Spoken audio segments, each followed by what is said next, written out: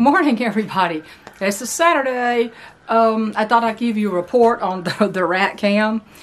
I have some clips. We did the concrete, right? And then before it cured, I don't know, we found 2 mice in there, and I thought, what? Not mice, rats. Saw 2 rats that night. And I thought, well, how in the heck? Well, there was a little gap that I didn't think a rat could get in there, but it depends on the size of the rat, because I've seen on camera a very large one. I haven't seen that one since that night, and I've seen some smaller ones. They're still rats, not mice. Fan, where are you going? Come back here. Blind cat wants to run off in the rain. And then the next night, it was triggered. Well, first there was 86 triggers the first night before we did the concrete work. And the next, and they ate right through foam. Spray foam? That entire open spot was filled with spray foam before I put concrete in it. They had eaten up through the spray foam. And it looked like cornmeal. It was so bad. So, anyway, I think the next night, I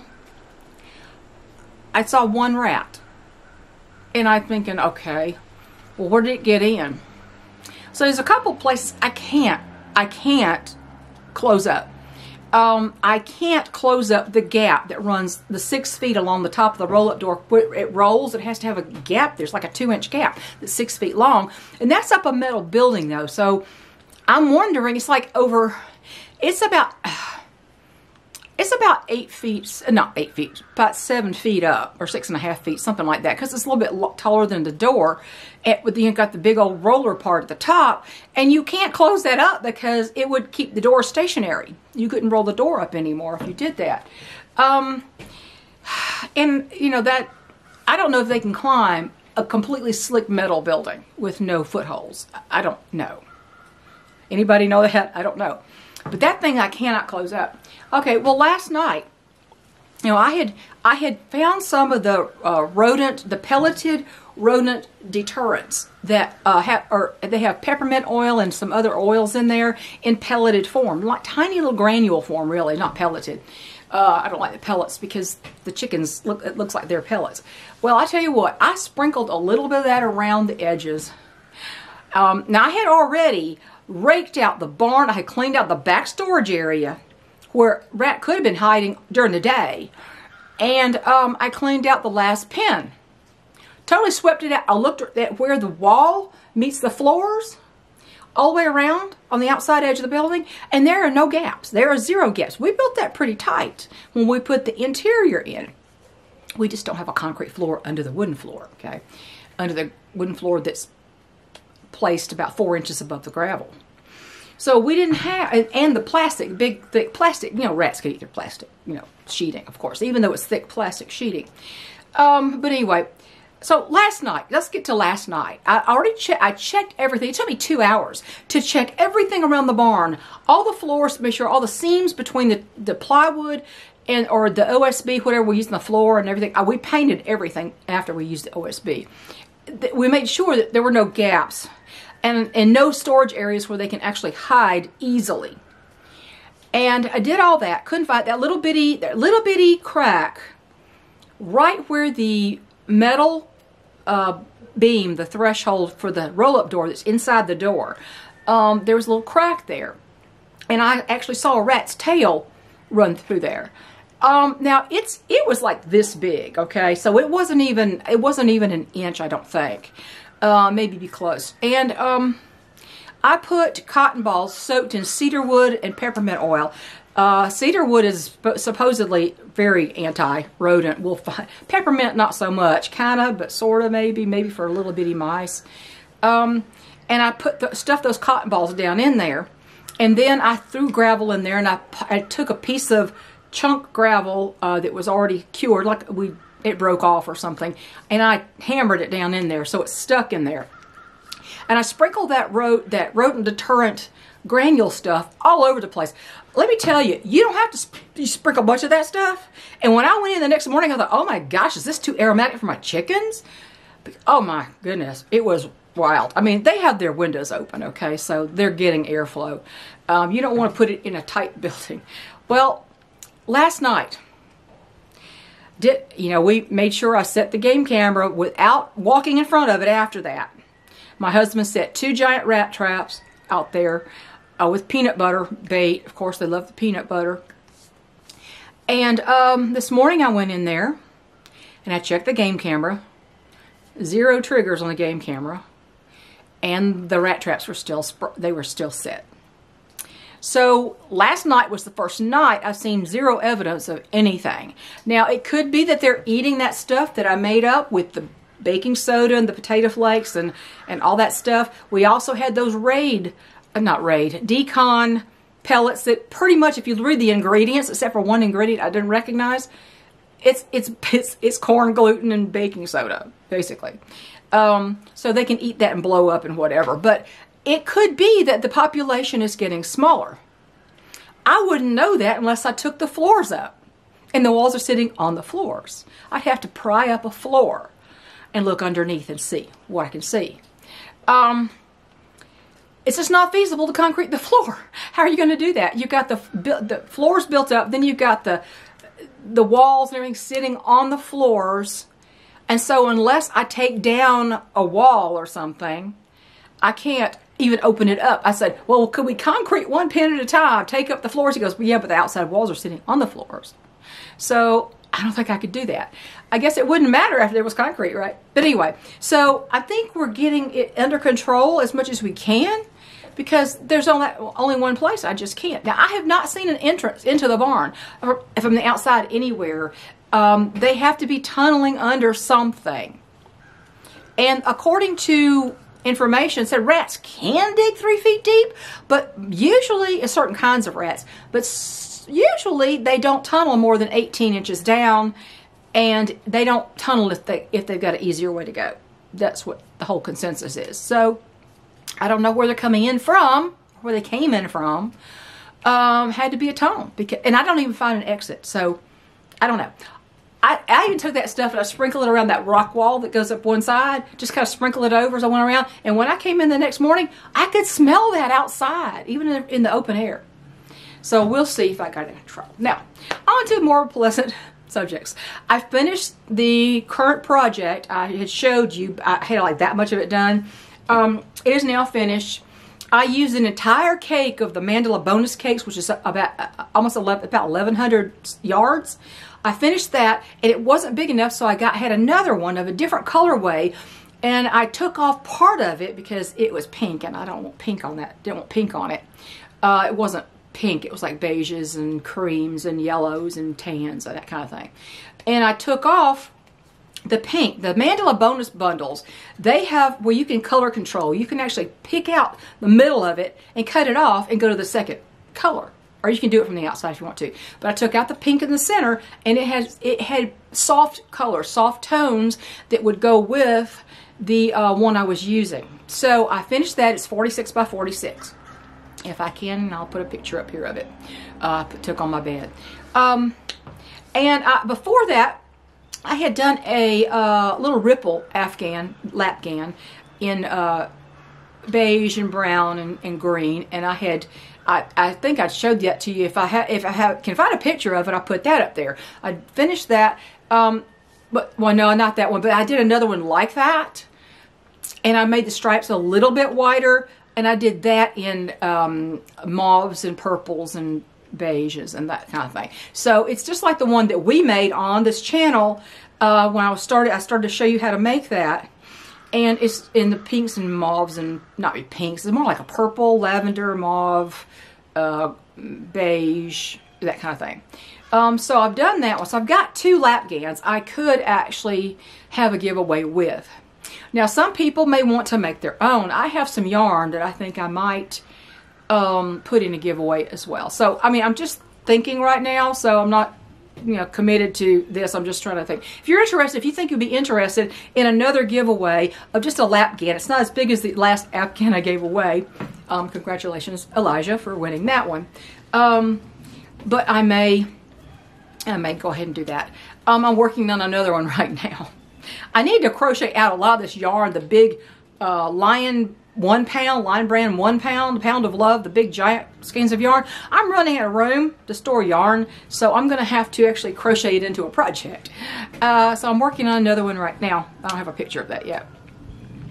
It's in another stitch called the Open Oyster Stitch. It's similar to the Ocean Waves stitch that I taught on this channel, and it's also similar to the Circuit Stitch with the Afghan that I just made, the purple one. But it's a little bit different. A little bit different texture, a little bit different density, that kind of thing. So I'm just trying to crochet madly to keep my brain, my brain controlled.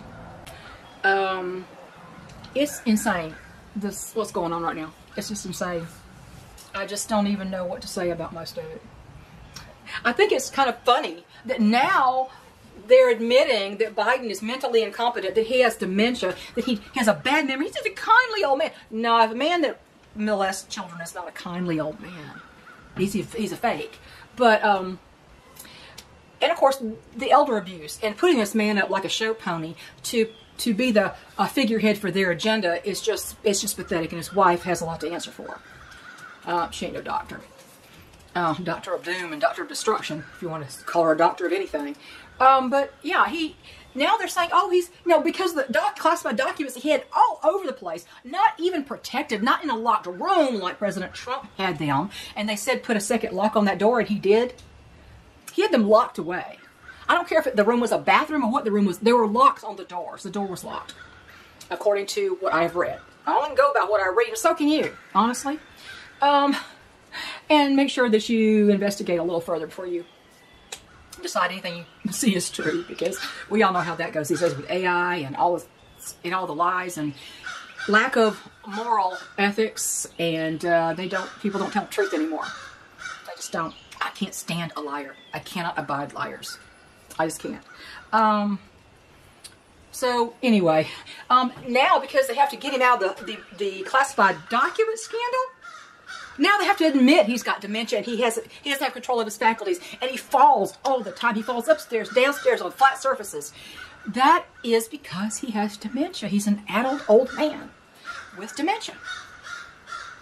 I see the signs. And they did too. They knew he had dementia, but he was easily controlled and manipulated. That's why he was there.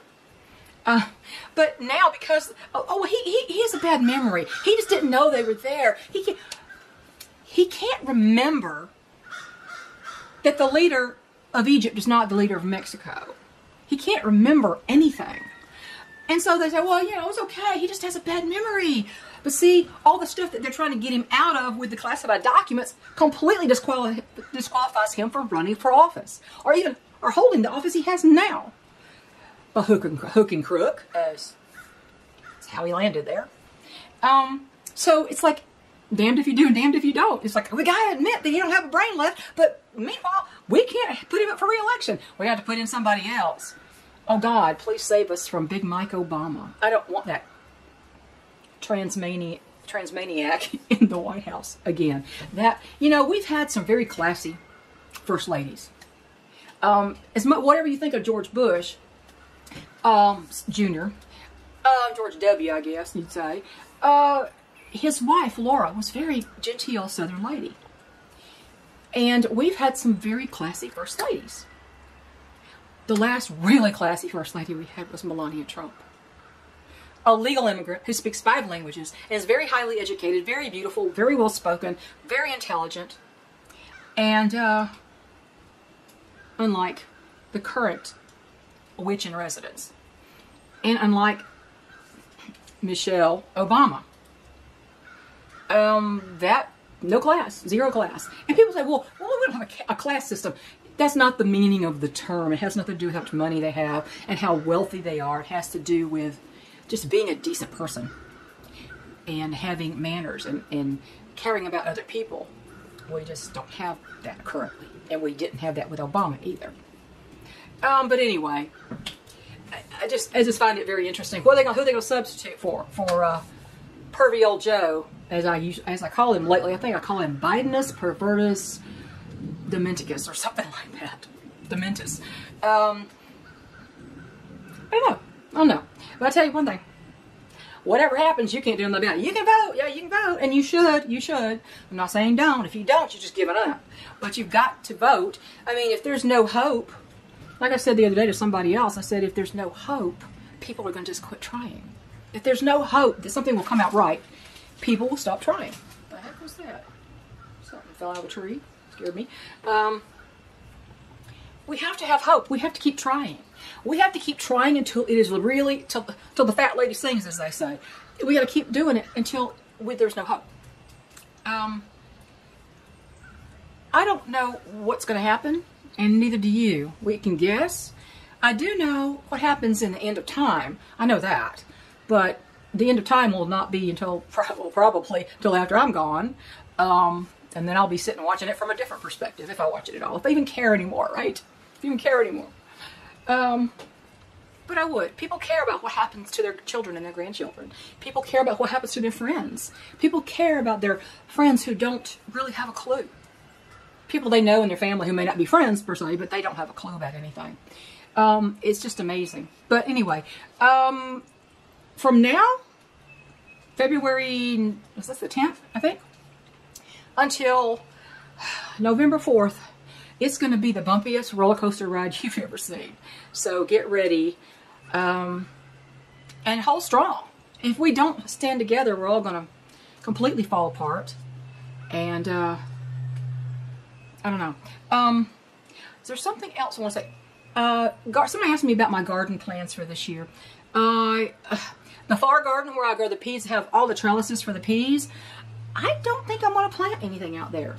I had so many marigolds that kept all the pests out of the garden last year. I had more marigolds than I had anything else. And I planted about 25 pea plants, and I plant them further apart, because I always say I plant them too close together because they vine, and it's just hard to get through there. And I thought, and I ended up with like 85 plants or something, and all that was from volunteers from the year before. So I think what I'm going to do is I'm just going to let it volunteer seed itself this year. We eat mostly carnivore. Very few differences, very few things we eat that are not beef, butter, bacon, and eggs. And of course we have our own eggs. I always like, how do you like the Eggland's best commercials? The very best for your family. I'm like, that's not the best. The best you could do is actually have your own chickens. I don't trust anything in a commercial food product. I just don't. Not anymore. But we don't eat a lot of other things. We can't, in the summer, mostly in season, we'll eat a tomato chopped up on our hamburger bowl. And a little sour cream or whatever, shredded cheese or whatever. My problem right now is I can't, coffee to me is comforting, not black coffee. I will not touch black coffee. That stuff to me is disgusting. It has to have some, low glycemic index sweeteners like stevia or monk fruit or monk fruit. I have a combined one, and some heavy cream. And I haven't had any problems with the heavy cream, but I think if I want to drop the last 10 pounds I like to drop, I don't have to. I mean, I'm in a decent range right now. I think I probably need to forego the afternoon coffee, because I have it in the morning to warm up. But in the afternoon, it's like a habit. It's just like you made the coffee before you realize, wait a minute, I wasn't going to drink coffee today. I wasn't going to drink this today. And I think it's the cream. It's not the coffee itself. It's the cream and the sweetener that gets that sweet taste triggered in your mouth. And it's just, I don't know. So, I don't know if I'll ever let it go, because, I've let go of everything else. It doesn't mean I don't have tasty food. I do. In fact, we're going to have I'm going to get a steak done today, and I got some grass-fed ground beef out there for, I'm going to make some meatballs with panko breadcrumbs. Panko breadcrumbs are just crushed pork rinds for the filler instead of, even though this beef holds together really well without a filler. I was shocked after we got this local beef. It holds together really nice. And they said it was 75-25 or something, but it's not. It's leaner than that. It's really nice meat. Now I add fat. I have beef tallow. I tell you what, get you some beef tallow. I'm going to see if I can remember to put a picture of my beef tallow that I got on Etsy. I got it on Etsy. Cheaper. Oh gosh, I got a better deal on it than you can get on Walmart or anything else online. But it's 2 pounds of grass-fed rendered beef tallow. And I use it for cooking, but I use it for my face. Beef tallow is full of moisturizing ingredients. I mean, the tallow is very moisturizing, and it's got vitamins and minerals in there for the beef, because it's a beef product. And I use that as a moisturizer on my face at night. And yeah, it does great. It doesn't. They've rendered it enough so that it doesn't have that beefy smell. Because if you make your own tallow, you usually have to put it through a couple times, three times to keep rendering out the smell, the beef smell. It's not a bad smell. It's just, you know, you smell like steak or something. So I used that, but it was like 2 pounds, and it was $23 with no shipping. I don't remember the name of the seller, but it was, and I got the product. It was a nice square tub, and it's just, I mean, you can get tallow balms. Those are very expensive for little tins. You might pay 20 bucks for a little tin, or 10 to 15, $20 for a little bitty tin of balm that has added essential oils. But why not just use the plain beef tallow? And that's what I've been doing. So it's like a multi-purpose natural product.